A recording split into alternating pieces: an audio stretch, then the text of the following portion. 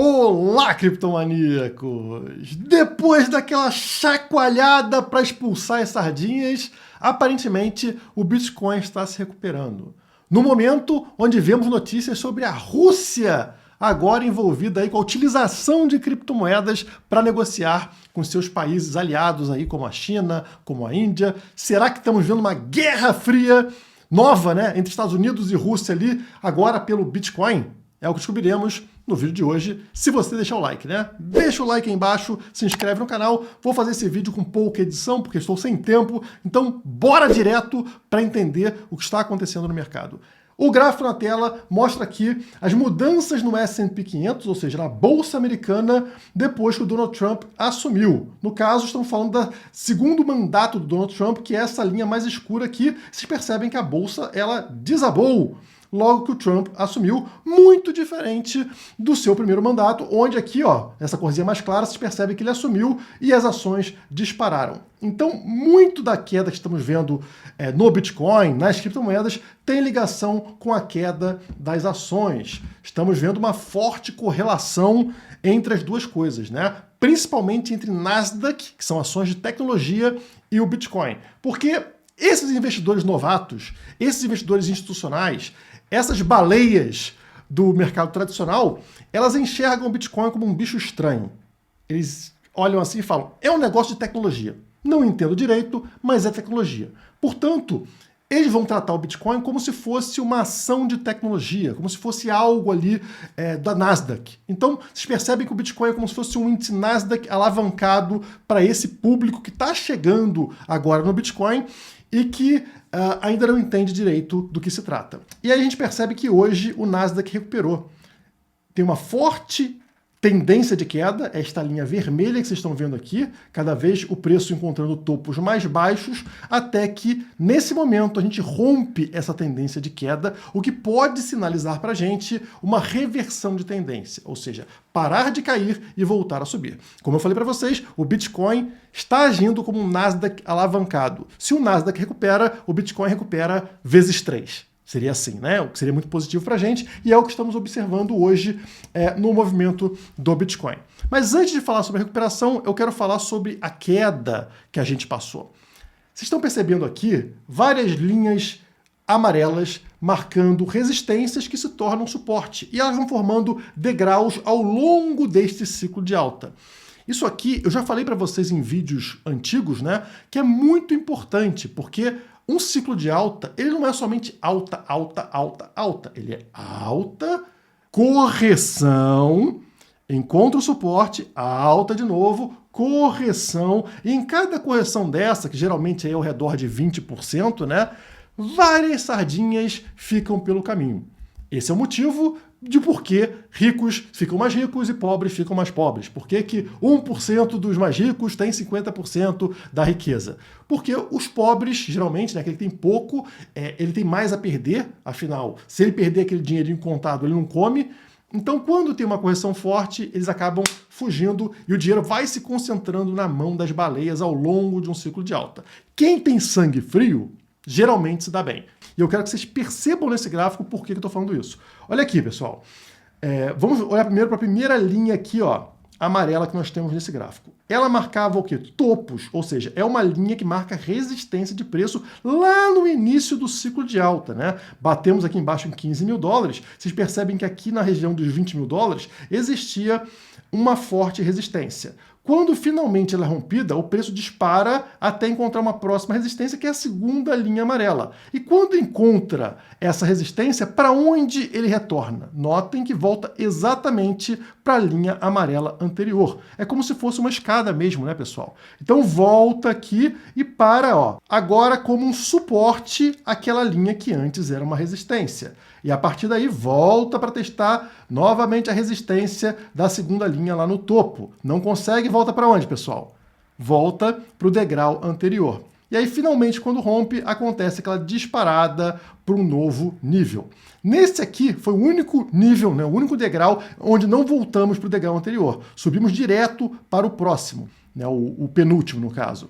E aí bate nele, cria uma resistência e cai até onde? exatamente até o degrau anterior, até essa linha que agora, que era resistência, né, e agora vira suporte. E aí, quando isso aqui é rompido, vamos para esse último degrau. Resistência, o que acontece? Volta para a linha anterior, para o degrau anterior, para fazê-lo como suporte. E a partir daí, subiu e finalmente rompeu esta resistência, chegando no topo desse ciclo até o momento de 109 mil dólares. E aí, pessoal, quando encontramos agora essa resistência por duas vezes, né, topo duplo nos 109 mil dólares, o que aconteceu? Uma queda. Uma queda para onde, pessoal? Para a região do degrau anterior, que é essa linha amarela. Então, isso aqui era esperado, pessoal. Assim como tivemos uma queda de 32% desse degrau aqui para o degrau de baixo, agora estamos vendo uma queda de 28%. Foi a queda que levou a gente até os 78 mil dólares. Até cabia um pouquinho mais de queda aqui para voltar aqui para a região dos 70 mil dólares. Então, assim, até foi, digamos, suave perto do que poderia ter sido. E existe algo aqui que sinaliza, digamos, o fim da queda. É um momento conhecido como shakeout, como chacoalhar, né? Ali é realmente você pegar ali e chacoalhar o mercado, levar o mercado para um nível extremo, onde geralmente as sardinhas não aguentam ficar compradas, elas vendem. Essa região é abaixo da estrutura ali de lateralização que a gente vê. Por exemplo, nesse período aqui, vocês estão vendo claramente que o preço ele estava numa lateralização e acontece um pavio aqui, olha só, esse pavio vermelho, que vai muito abaixo, né, da média de preço que a gente teve nesse período. Mesma coisa aqui, já no início de 2024, tá vendo? Tem um pavio que ele vai fora do padrão, ele vai abaixo do período aqui de lateralização que a gente está vendo. É nesse momento que a queda costuma terminar, por ser um momento extremo, fora do padrão, muito assustador e que traz o preço de volta àquela linha amarela anterior. Tá? Então vamos notar aqui os três últimos momentos que aconteceu. Temos o momento atual, tá? Também fora do padrão. Notem como estamos abaixo da média de lateralização aqui. Tivemos aqui o momento em meados do ano passado, meados de 2024, e antes esse momento aqui no início de 2024. Então vou dar um zoom nesse momento para mostrar para vocês como acontece isso. Eu estou falando sobre isso aqui, pessoal. Esses momentos em caixotes amarelos, indicados como shakeout, chacoalhão, aquele momento de ultra turbulência para afastar os últimos mãos de alface. Vamos olhar os três momentos que a gente teve. Notem aqui no caixote vermelho que é um período de quê? De lateralização chata. Não acontece nada no mercado, tá todo mundo ali, não sei se sobe, não sei se desce, ai que chato o Bitcoin. De repente, você precisa de algo para mudar isso. E antes de ter uma subida, acontece, claro, o chacoalhão. Acontece essa queda para baixo do caixote vermelho, ou seja, muito assustadora, que leva o pessoal a pensar que entramos em bear market, que entramos em ciclo de baixa, só que não. Nós estamos em ciclo de alta. Logo na sequência, depois do caixote laranja abaixo do padrão, o que acontece? O caixote verde. Um rally muito forte, né? Um pump enorme no preço do Bitcoin, como a gente viu lá no início de 2024. E aí entramos num próximo degrau, que é justamente o caixote vermelho de lateralização chatíssima. Nada acontece, meses com o Bitcoin lateralizando, até que em determinado momento algo precisa acontecer. Mas antes de ser algo positivo, tem que vir o negativo. E aí vem um caixotinho laranja, o shakeout, aquele pavio enorme para baixo, fora do padrão de lateralização que a gente tinha, né, muito abaixo dele, expulsa as sardinhas e na sequência, como vocês estão vendo aqui, ó, acontece um mega rally, um mega pump desse caixote verde. E aí entramos no momento atual. Passamos por muito tempo de lateralização, aquele período, aquele caixote, né, eu chamava de canal para vocês, que ia dos 90 mil até os 110 mil dólares, muito tempo, né, muitas semanas nesse padrão, até que acontece algo, justamente a queda que a gente viu agora até os 78 mil dólares. Então rompe o padrão, o fundo, né, o suporte estava onde? 90 mil dólares. Rompe esse fundo, leva a gente até os 78, que é um shakeout violento, né? Uma turbulência violenta. Muita gente aí falando que acabou a alta e tudo mais. E agora a gente está voltando a subir, pessoal. Ainda não confirmou.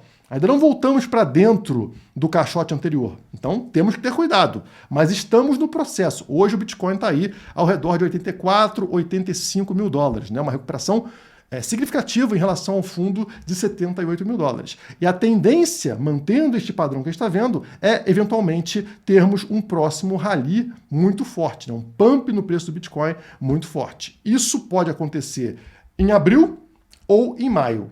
Alguns analistas apostam em abril, alguns analistas apostam em maio. O que importa é que a tendência está mantida.